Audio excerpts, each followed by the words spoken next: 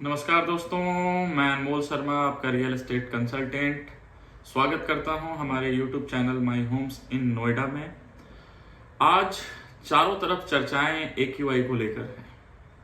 जितने भी YouTube channel खोले, हम न्यूज़ चैनल खोले, हर तरफ चर्चा YouTube पे, आज न्यूज़ पे, आज टीवी पे AQI, high AQI, air pollution, इन सारी चीज़ों को लेकर काफ़ी चर्चा है। वहीं मैं इन चीज़ों में जब डिटेल में गया, जब हमने काफ़ी सारी चीज़ें समझी, तो मैंने पाया कि आने वाले 10-12 वर्षों के बाद, जैसे आज हमने बीजिंग को देखा, आज हमने न्यूयॉर्क को देखा, आज हमने हांगकांग को देखा, आज हमने लंदन को देखा है एक ग्रीन AQI में, इसी तरह से नोएडा भी आने वाले 10-12 सालों में एक ग्रीन AQI का इकलौता पूरे भारत में शहर होने जा रहा है। इन चीज़ों पे आज हम चर्चा करेंगे और उन सभी चर्चा से पहले हम सबसे पहले बात करेंगे कि AQI एयर क्वालिटी इंडेक्स क्या होता है, कितना होना चाहिए, एयर पॉल्यूशन किन किन कंपोनेंट्स के कारण होते हैं, नोएडा का स्ट्रक्चर कैसा है जिससे कि नोएडा आने वाले समय में ग्रीन नोएडा एक ग्रीन AQI का शहर बनेगा।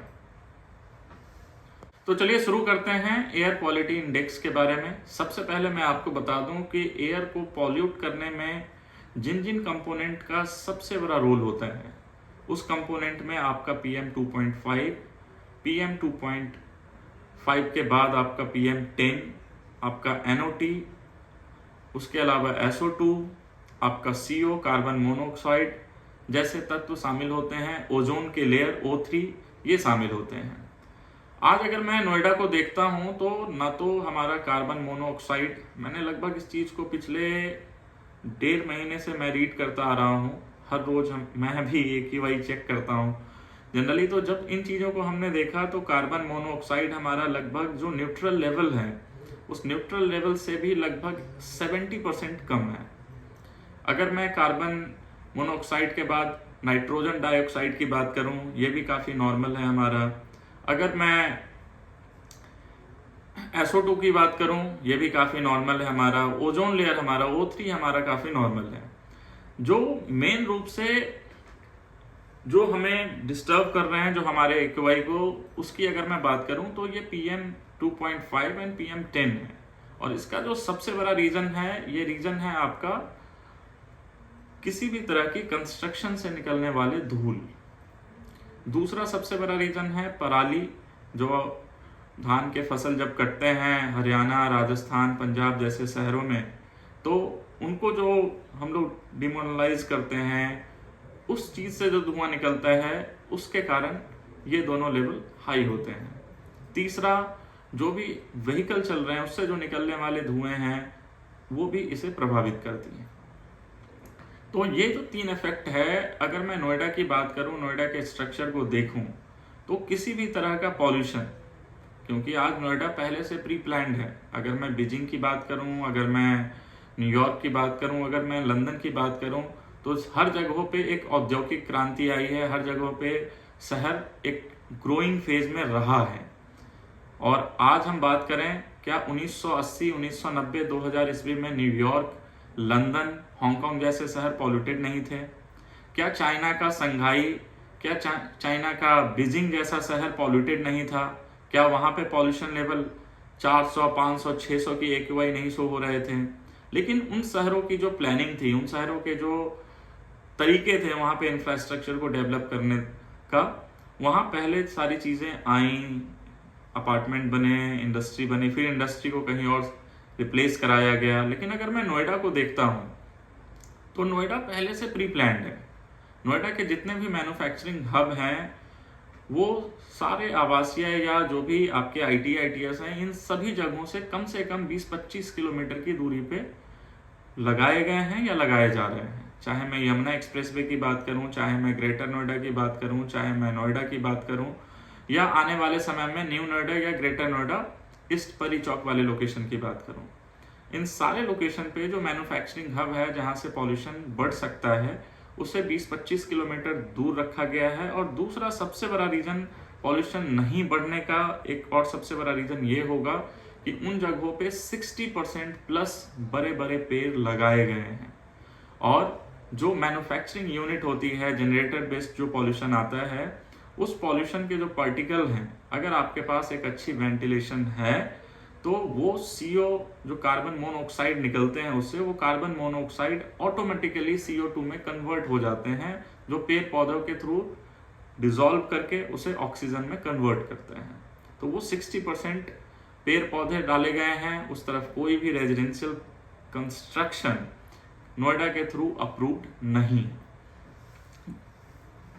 आज हम अगर नोएडा या नोएडा के ग्रेटर नोएडा, यमुना या जो भी आपने लोकेशन के बारे में, नोएडा के बारे में जानकारी ली है, अगर मैं उसके बारे में बात करूं तो अगले 10-12 सालों में ये शहर 70% कंप्लीट हो चुका होगा। 70% कंस्ट्रक्शन कंप्लीट हो चुके होंगे। जो AQI जो कंस्ट्रक्शन के कारण हाई लेवल होते हैं, कहीं ना कहीं वो भी न्यूट्रलाइज होने लगेंगे। 10 सालों में लोगों के पॉकेट, लोगों की इनकम अच्छी होगी, लोग ऑटोमेटिकली इलेक्ट्रिक व्हीकल यूज करना शुरू करेंगे, AQI ऑलरेडी नॉर्मल होना शुरू हो जाएगा। तीसरा जो सबसे बड़ा फैक्टर है पराली।